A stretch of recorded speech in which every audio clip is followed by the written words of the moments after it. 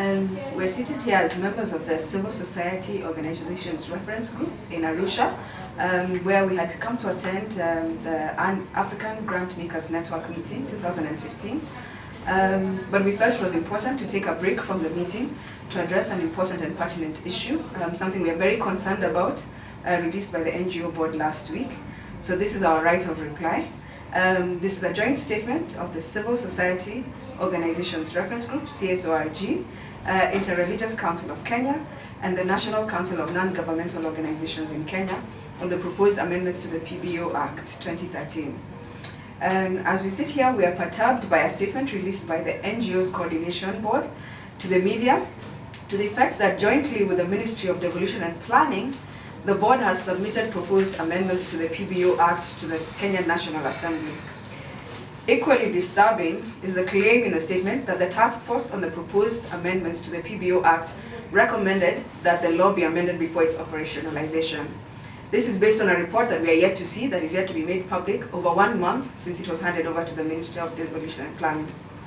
We wish therefore to state that the overarching recommendation of the task force, as indeed the overwhelming views collected from stakeholders and the general public, is that the 2013 Act be implemented without further delay, considering that it was debated, approved, and enacted into law by the retired President Mwai Kibaki on January 14, 2013.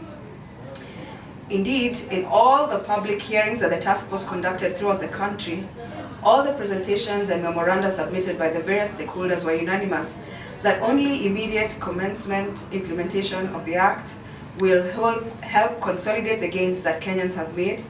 in the exercise of their constitutionally protected rights and freedoms of expression, association, and participation in the management of public affairs.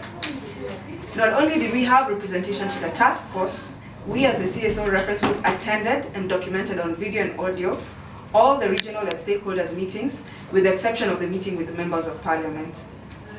We have developed a shadow report based on this documentary evidence, and our report demonstrates an overwhelming majority of Kenyans asking for the commencement of the Act without any amendments. It is quite telling that while the NGO Coordination Board went out of its way to enumerate some of the organizations represented in the task force on the PBO Act,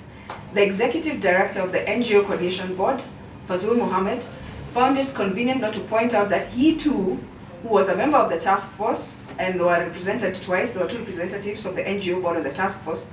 was a representative of the board and the task force as an interested party, and as such does not have moral ground to spearhead implementation of the Act that has unnecessarily been delayed for more than 2 years. One of the cardinal values and principles of governance articulated in Article 10 of the Constitution of Kenya, 2010, that binds all state organs, including state and public officers, of who the Cabinet Secretary for Devolution and Planning, Ms. Waiguru, and the NGO Coordination Board Executive Director, Fazul Mohammed, are an integral part is accountability.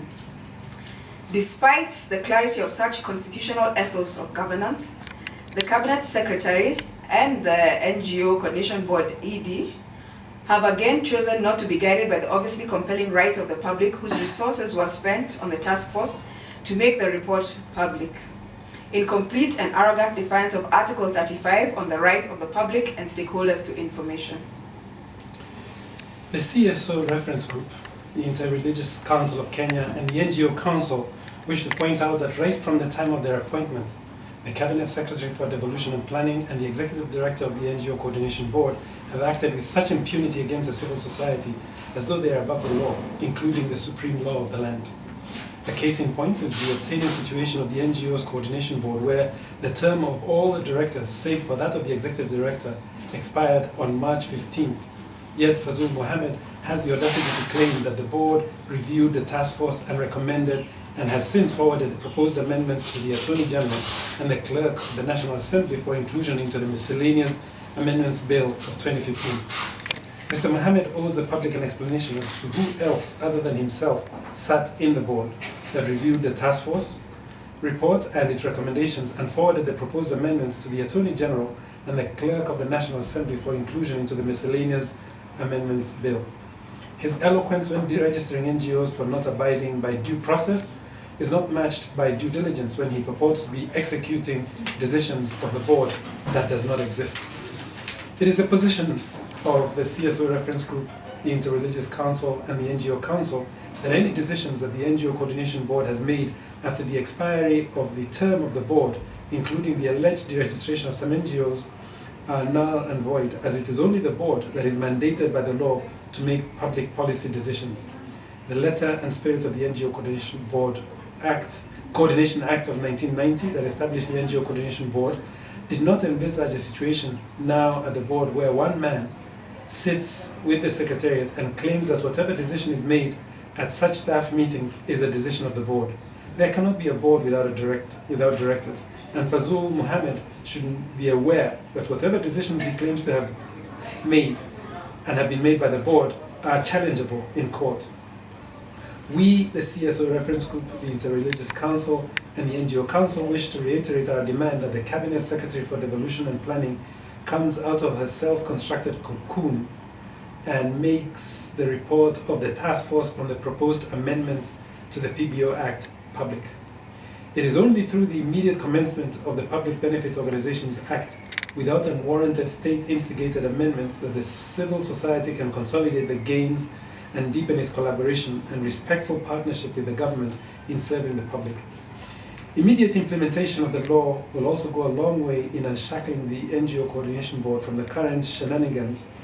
and the one-man show that it has become after the expiry of the term of its previous board of directors. Thank you.